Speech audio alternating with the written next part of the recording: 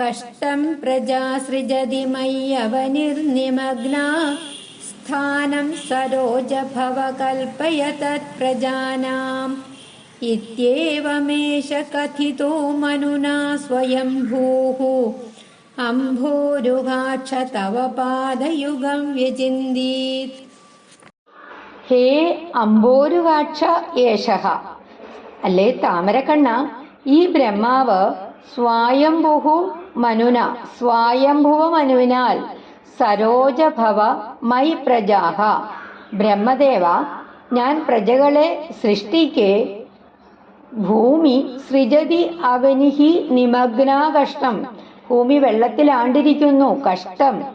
തത് പ്രജാനാം സ്ഥാനം കൽപ്പയ, അതുകൊണ്ട് പ്രജകൾക്ക് വാസസ്ഥലം ഉണ്ടാക്കി തന്നാലും.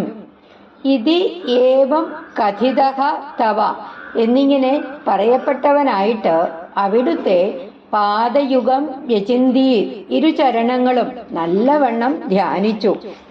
അല്ലയോ അംബുജാക്ഷ, ഈ ബ്രഹ്മാവ് സ്വയംഭുവ മനുവിനാൽ ബ്രഹ്മദേവ ഞാൻ പ്രജാസൃഷ്ടി നടത്തിക്കൊണ്ടിരിക്കെ ഭൂമി ജലത്തില് ആണ്ടിരിക്കുന്നു, കഷ്ടം. അതുകൊണ്ട് പ്രജകൾക്ക് വാസസ്ഥാനം കൽപ്പിച്ചു തന്നാലും എന്നിങ്ങനെ ആവശ്യപ്പെടുകയുണ്ടായി. ഇങ്ങനെ പറഞ്ഞുകൊണ്ട് നിന്തിരുവടിയുടെ പാദങ്ങളെ നല്ലപോലെ ധ്യാനിച്ചു. ശ്രീ ഗുരുവായൂരപ്പാ ശരണം.